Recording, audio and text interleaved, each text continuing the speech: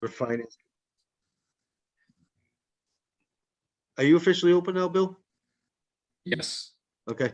I will open the Bridgewater Finance Committee meeting, joint meeting with the Budget Subcommittee at 6:33 p.m. Look at that dog. And we have a dog.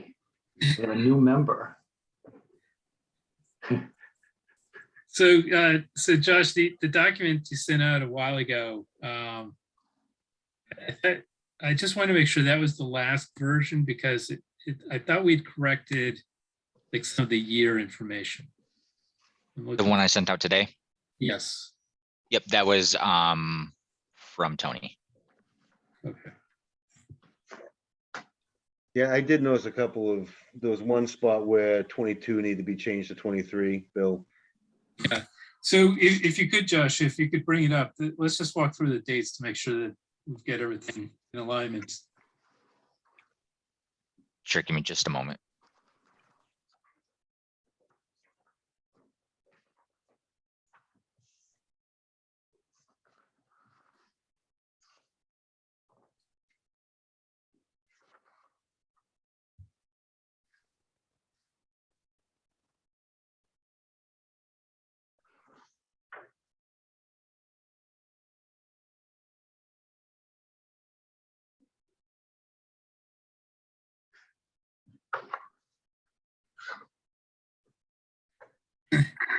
Okay, great.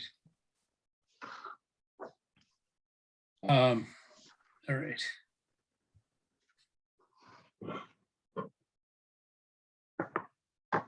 Sean's sitting over here. Charlie's on his way. All right, so the first one, all right, so it does say for 2023 in that second paragraph.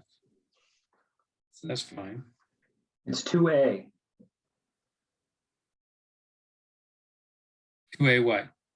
That's what he changed to 23. The one that you submitted, 2A, had 22. Right. So he changed, the one we got from Tony today says 22, he changed it to 2023. 2A. Okay.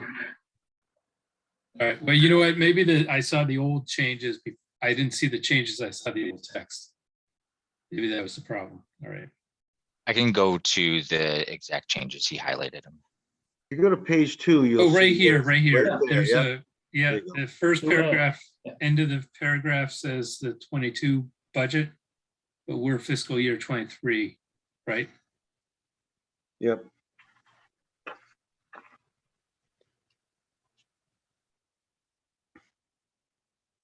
And unless anybody objects, these are just Scrivener errors that can just be corrected in the text. I love Scrivener errors. We don't need to vote on them. So that You should know- say 23 budget. And I know it's just right above it too, Josh. If you look, prior to the submission of the fiscal year, town manager's fiscal year 20, I think the first FY can come out, right? Prior to the submission of the town manager's fiscal year 2023. There we go. Yeah. Another Scrivener's error.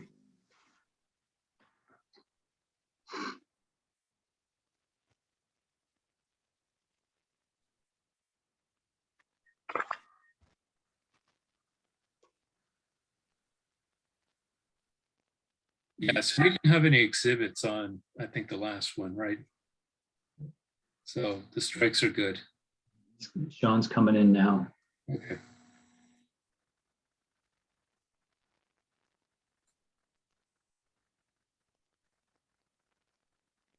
Were those the only years that needed to be corrected?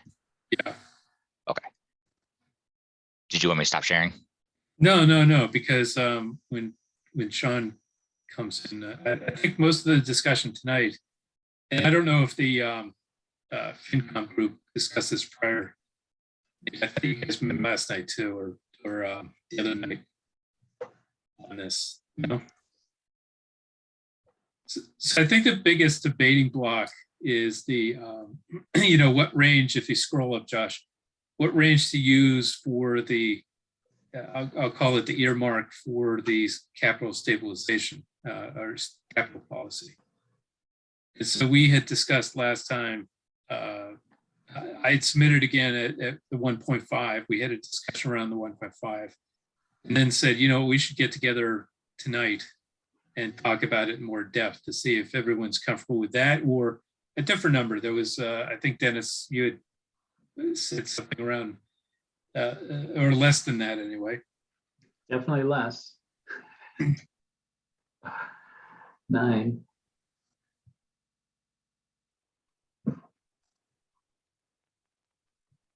It's 21. So, I mean, just so, if I could, Bill, I mean, let me speak. Sean in? I can't see him. I'm here. Hi, Sean. Bill, if I could just explain my thought process about the Sure. the 1.5%. I mean, I know historically we have put in a 1.5 or even recommended of a higher number so we could build our reserves up. And we have over $10 million in different reserve accounts in the town, which is what the auditor has always told us we should have. But, you know, I don't want to speak for the finance director, but I think he would like to see that number 1.5 or higher. But at the same time, sometimes during the budget process, when we see a budget from the town manager, sometimes there's indications that due to the constraints of the budget resolution, I can't blah, blah, blah, do this and that. So that's what concerns me sometimes of having a high number. In some regards, the number doesn't mean all that much because I would say over the last 5 or 6 years, our free cash has come in well above the 1.5, a 1.5% figure, which remember, 1.5% of $62 million budget is only $930,000. And our free cash certifications have been way above that or above that, some way above that. So that number, if you just go around to 1, it's 620,000 and projecting. So I don't like to see a 1.5 number because I don't want the finance director or the town manager as they're preparing the budget to have to retreat from some things that they want to do because of that number. That's just my concern. Okay. So if it's okay, I'll go ahead with my thoughts on the number. So there's a number of items that are linked. So we have no specific way to fund capital planning except through the free cash policy that we adopted, what was that, 5-6 years ago.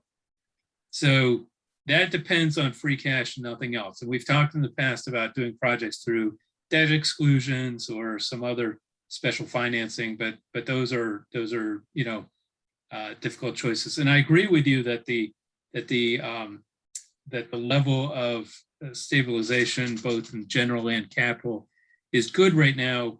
But if we had several emergency projects like the Williams at the Middle needs quite a bit of work, Oak Street Bridge needs quite a bit of work, Vernon Street needs quite a bit of work, you know, we could deplete that capital plan pretty quickly, right? So one of the tactics that we've talked about over years is that you know, we don't have a crystal ball, but the finance department tries to come up with something that we don't vote on, which is the expected amount of revenue as part of the budget process. So if they could come up with a number that we could hit with 100% confidence, then we would try to budget as close to that number with a 1.5 haircut, and the haircut would go off into the capital planning because that's all the free cash we would see if we had that crystal ball and could calculate exactly how much revenue was going to come in on any given year. I think we've benefited over the past couple of years in that the state came back with some, you know, money that we didn't expect. You know, we talked about the excise taxes going over that wasn't, you know, expected. I'm comfortable with the 1.5 because the ambulance receipts is always the plug value, and we get to a point where we've created the expense side of the budget based on a projection of the revenue on the revenue side of the budget. And then there's always a gap, and Tony has, the ambulance fund receipts is often the way to plug the gap that exists between the two. So it's true, I agree with you. If we have revenues come in up and beyond, then we've probably shorted ourselves on resources within the general budget. But if we don't, then I think that 1.5 is a safe number. Anyone else?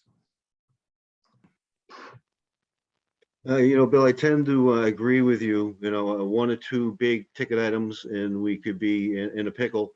And I do, I guess, concerned a little bit with, what's going to be the impact of inflation on the money that we have. The reserves we have now don't have the same value 5 years from now if inflation keeps rising.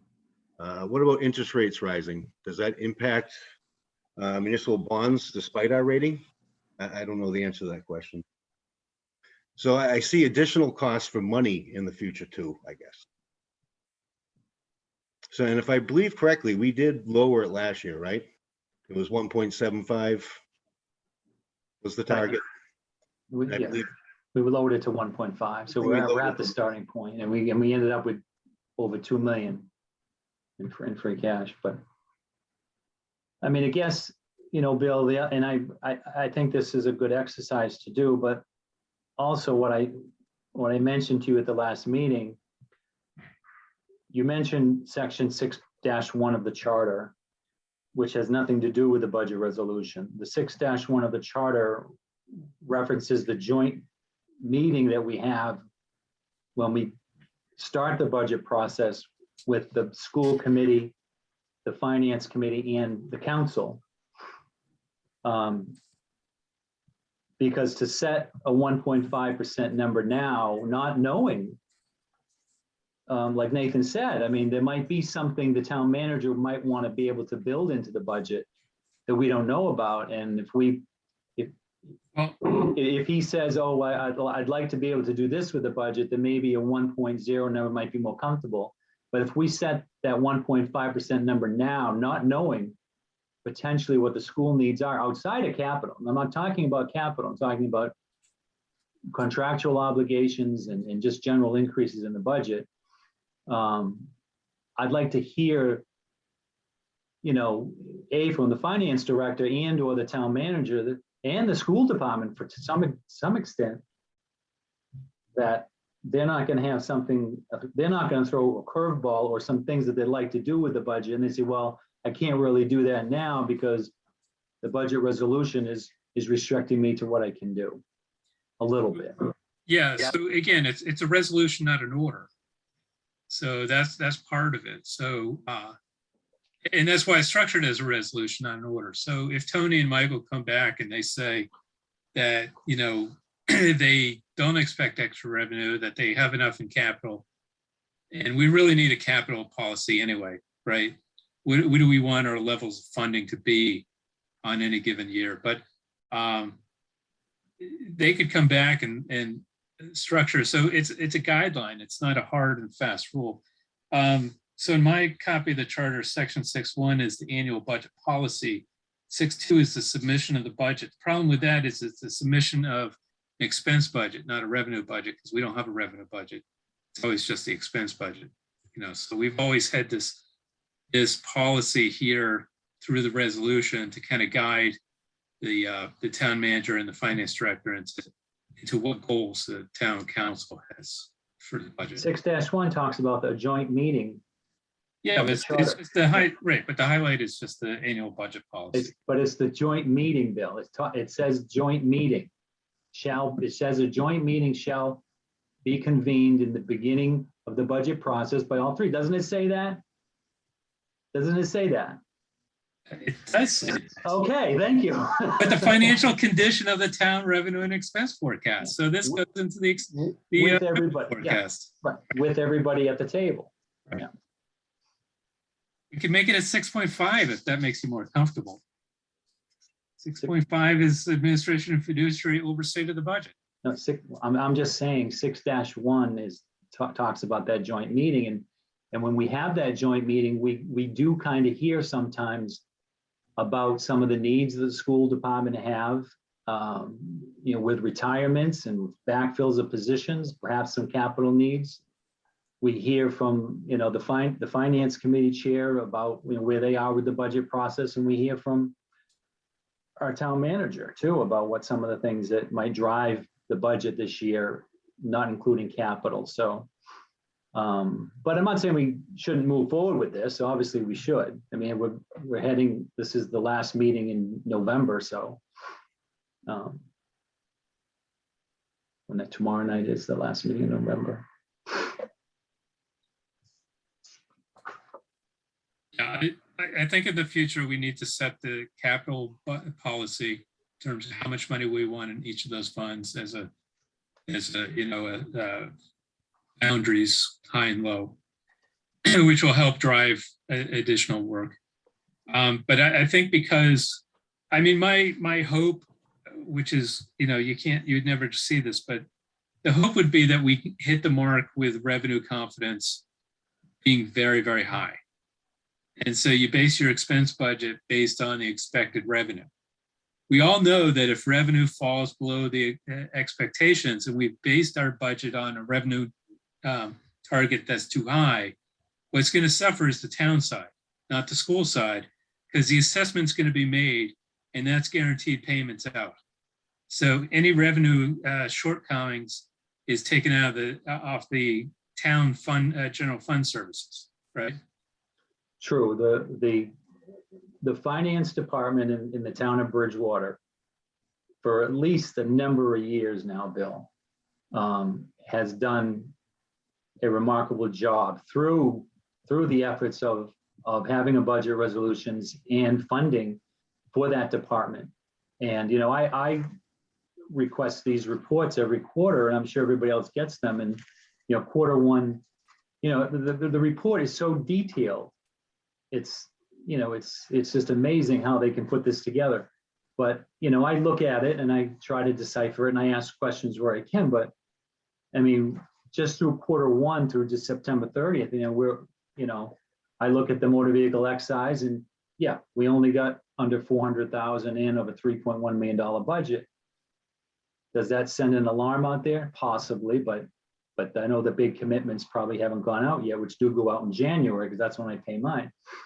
So other revenues look like they're coming in on time, but you're right, Bill. We can't go back and cut the general budget, but it's never really the town side, that the local receipts that really get us in a lot of trouble. It's past history is if any detrimental effect to the town budget usually comes from the state through cuts in chapter, cuts through the cherry sheet monies. So if we set a budget and we know that if the schools know what the chapter 70 money is going to be, then the state in January comes in and says, sorry, we're not going to give you that money. We're going to cut it by 20%. Yeah, the town's on the hook to continue. The schools, are not going to step up and say, okay, we'll cut our budget 20%. They're going to try to look to us to make up that difference. And the same thing with lottery aid. We expect $4 million in lottery aid this year. And, we're 1 quarter of the year, we've gotten the $1 million. So we're right on target with that. It's the state that usually throws us the curveball. I agree. So I think the discussion that, we need to have a number. It's just at what level is the right number, right? I think it's got to be above 1%, but no more than 1.5 for the current environment.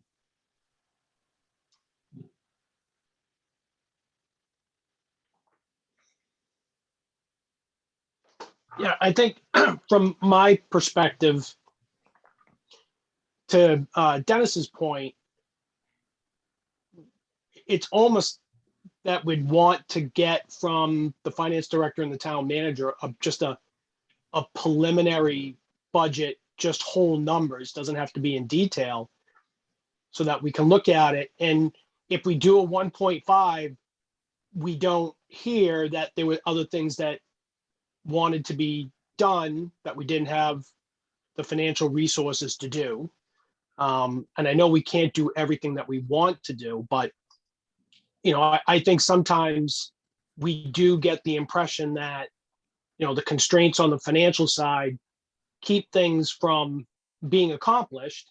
And if we can address that now, and I agree with you, Bill. I mean, I don't think I'd want to go below 1, but where the number falls, I don't exactly know. But with that being the case, if the finance director and town manager come back and say 1.5, we don't foresee anything that we plan on doing in 2023.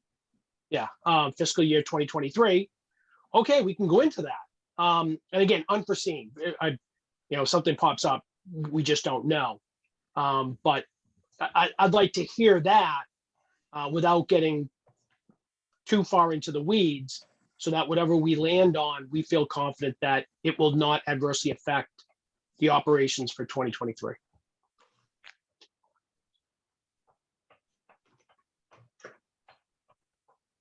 Do you want to hear that from Tony now, or was that a question to him?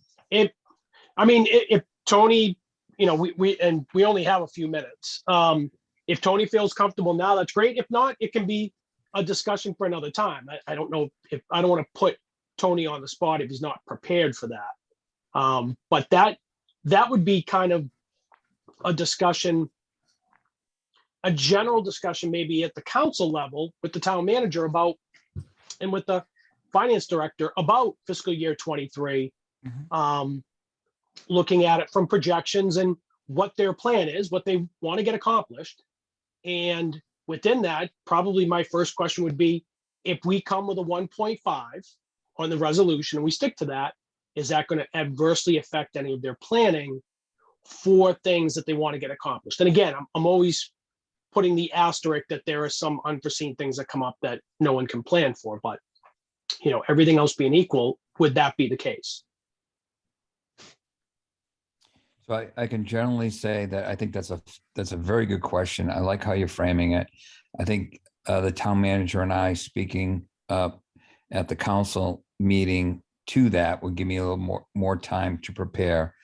I can add one other piece, because we've been working with the school, is that we now know what their capital needs are for next fall, right?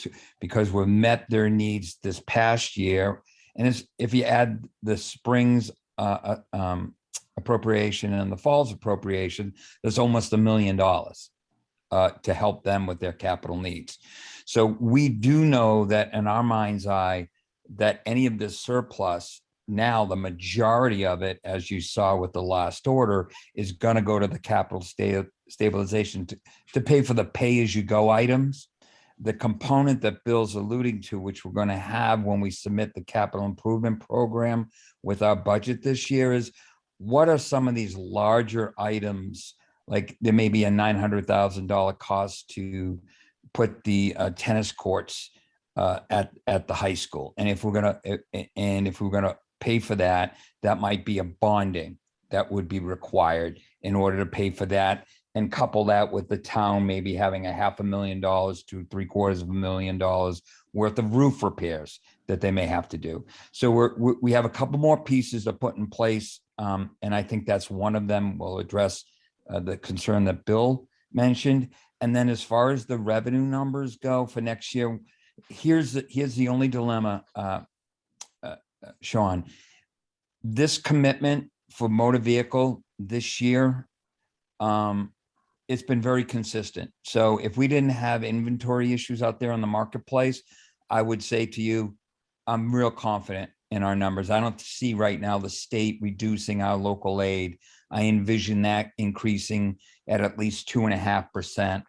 I could see our motor vehicle excise having some room there where we could use for the operating budget and get a little bit more aggressive there. There is that one caveat, and I'm not sure what the inventory on autos is going to have to our commitment. And that's really a $3 million commitment roughly that we we send in January. So our objective was, and then our new growth, our assessor is working on for the 2023. Come January 1, when we have our kind of like the budget summit meeting, the joint meeting, we have an idea. Come February 1, we have a good idea on those numbers because certain numbers are falling into place. The governor's number will be issued and so forth. So we really can't get ahead of our skis there. I think this 1.5% is enough for us to say we need to add more money to our capital stabilization next year. And primarily that's what that surplus will be used for. And that would be roughly $900 to $1 million. And we would want to plan on that. So we wouldn't be looking at that negatively impacting what we would do in our operating budget next year, because we know the school's demands and we know the town's demands. And I know that might have been a little long, well, it was long-winded. I'm not trying to avert your question, but I'm trying to give context to it. I think the 1.5 is a good number to go with now, and it won't adversely affect what we're going to do in 23, because any of this surplus would be used to fund capital commitments in the next subsequent year with the school and the town. Maybe that helps. Yeah, no, I mean, it's fair. We'll hold you to it next year when Michael comes back and says, I don't have money for stuff. Thank you, Sean. True. Josh, You're is very this- welcome. Josh, is this on tomorrow night's budget, tomorrow night's meeting agenda? I don't think so. I did have it on there. I wasn't sure if the vote had come in, so I just added it just in case.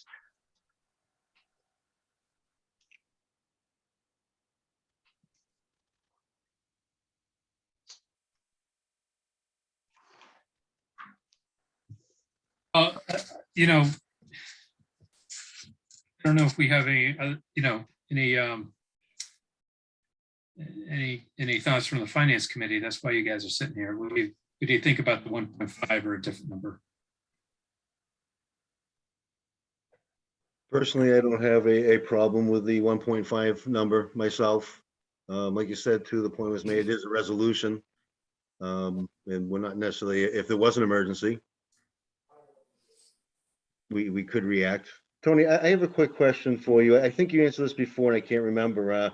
Balance in the stabilization fund equal to 10% of its operating budget. We have that and a little bit more. Is that correct? We have that. Yes, we made a slight deposit into that. We have that 10%. Okay, thank you. And plus hearing from Tony saying that they don't feel necessarily like their hands would be tied. Sways me too. Anybody else on the finance committee? Well, I feel like I'm not sure that I'm fully up to speed, but it seems like that because it seems like it's reasonable. And like, I'm trying to understand the risk if it was lower or higher. And it seems like if there was something where more money was needed, there could be another resolution, correct? But it's just guidance at this point. So you've seen the schedule of the budget process. It's to give Michael and Tony like input onto what they should be targeting for that sort of thing. In their final values, they may have a different story. 2 months from now, they may have a different story where they say, you know what, we saw the 1.5, but we're comfortable at 1.3, or we really need 1.6 to fund our capital. So the resolution is an opinion. It's not hard and fast. It's guidance. And I think it's important from my point of view, to get it back to the council level with a recommendation on this, because the cycle starts pretty quickly here in December. So we don't have that many more meetings before we start that kickoff.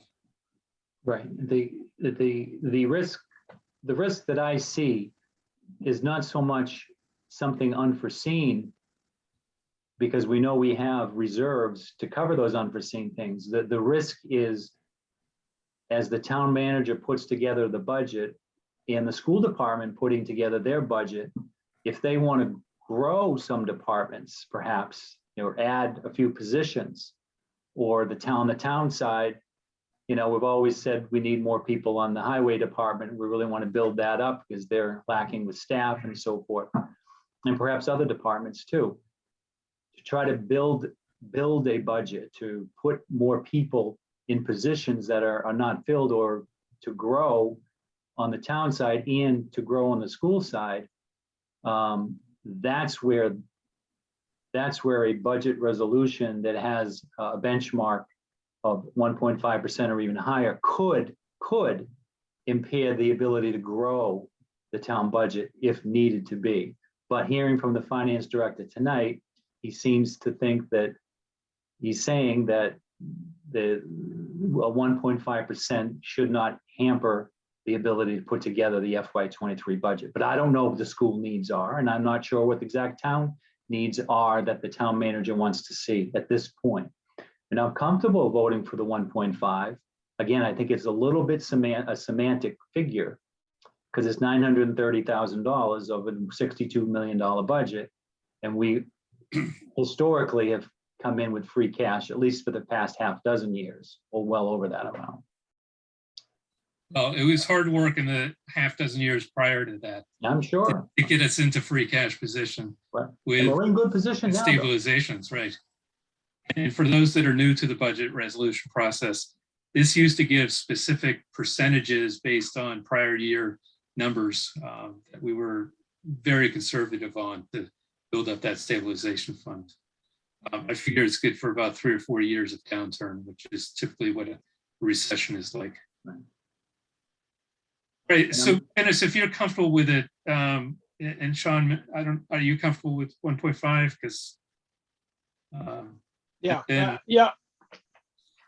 I mean, and we can always come back and amend this if we need to. I just don't want to hear. I just don't want to hear that, we can't do this because of this resolution is set the standard. That's all. I just don't want to hear it. Right.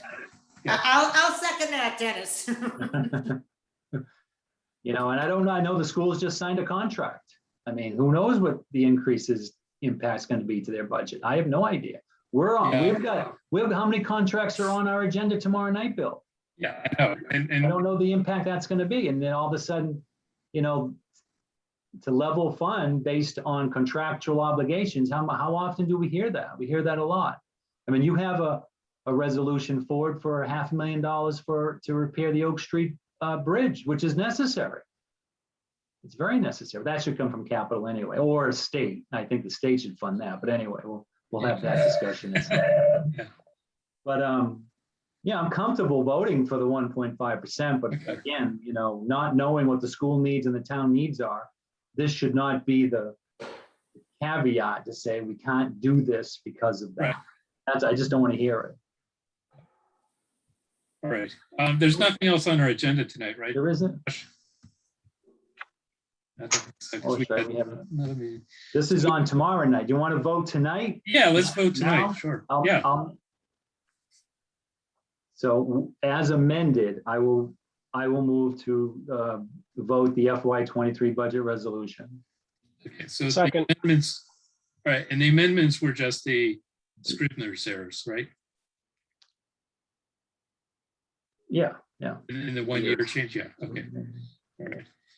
All right. Since we have to do roll call, Dennis, how do you vote? Yes. Sean, how do you vote? yes. It's 3-0 to recommend with amendments.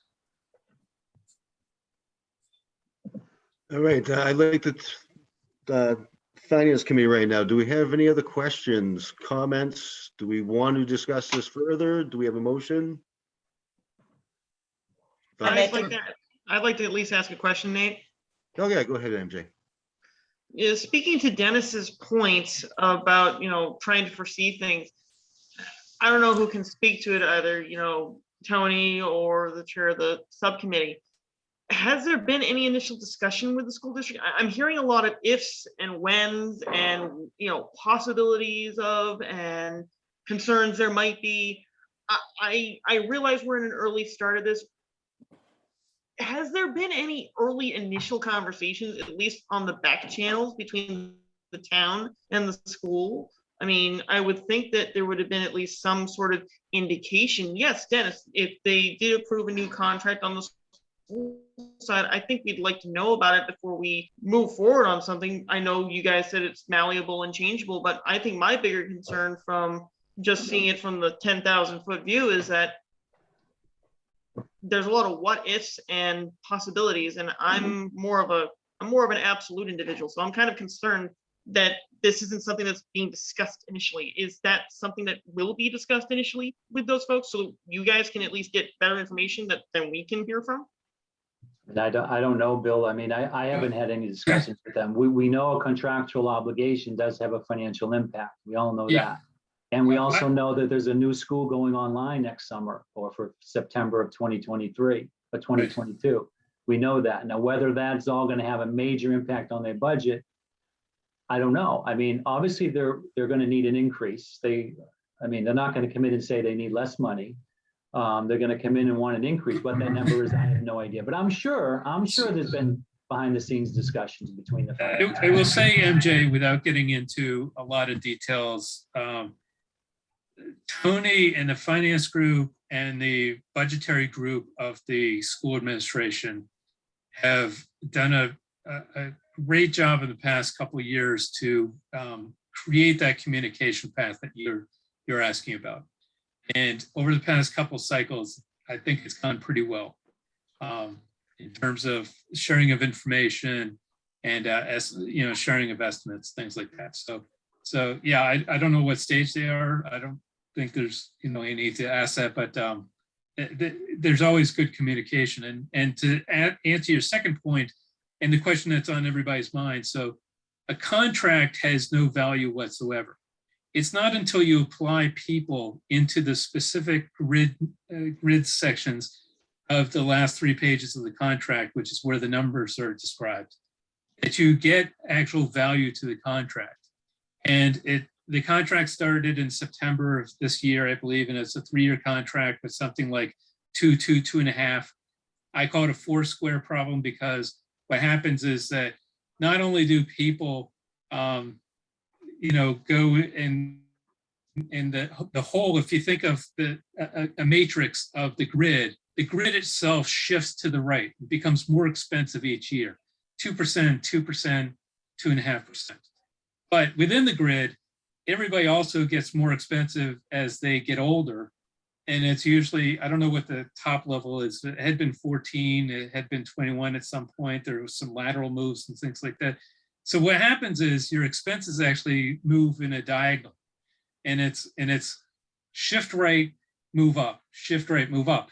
And I've done this analysis on the school contract 3-4 times over. It takes about 3 hours to do the full analysis. But yeah, you can get down to the exact amount of without benefits of what the cost of the contract is and what the forecast is. And I shared that with Tony and the finance staff a while ago, and I know they play with the numbers all the time. So, all that is part of the overall communication. Well, the biggest contract would be the teacher's contract. Isn't that the one they voted on at the last meeting? It is. It is, yeah. And from what I understand now that it's voted on, I believe they eliminated some columns that are, plus whatever the credentials are, which is something that they tried to do before. So we'll see a long-term benefit, maybe not right away, but eventually I think they finally got rid of some columns or some plus, the higher education, the more you got paid, but I think some of those have been eliminated to the best of my knowledge. So hopefully they'll. And to just wrap up that part towards, I think, MJ, your question, we do a full cost of contract every time we go into negotiations. So we know in year 3 of the contract, based on current staffing and or filling of positions, where we think the natural years of service and or steps, depending upon which contract you're talking about, where that person would be. And then if there's any sort of adjustment to the table, I call it their wage scale, we factor that into the negotiation process. So when it's done, let's say year 3 of a police contract, because of the normal steps that occur, is less costly than year one because individuals aren't getting the same number of steps that year. And we give an increase in adjusting the wage scale. We know that that needs to be within, and we use a guideline of 3.2%. We want to keep it within that guideline because we know that if we can keep it under 3.2% with the 2.5% plus a relatively nominal growth in our new growth and in our local receipt revenue and state revenue, that we can sustain that contract. I don't know how this contract with the school flushes out because of the comment that Julie just made. But at that level, there is communication going on, and I am running those pieces of information through that matrix, if you will, so that I'm constantly checking. Now, when all the dust settles, we'll see where this is. But you really can't do anything other than what I just described. And until the actual dust settles, into Bill's point, people get put in steps and lanes, and we know exactly who's employed and who's hired, whether you have more senior or less senior employees, and what the actual budget requirement is based on the collective positions that you have. And so we are constantly in tune with that. So I don't want you to think we're not paying attention to that. We are constantly paying attention to that.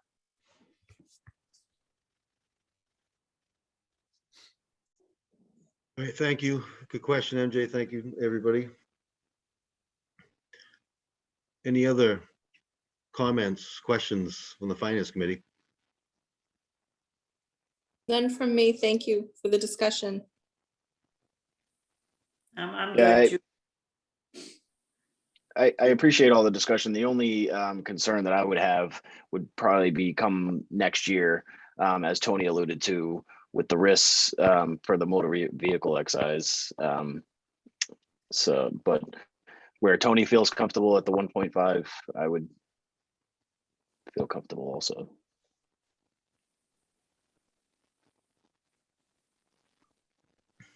All right, thank you. Anybody else?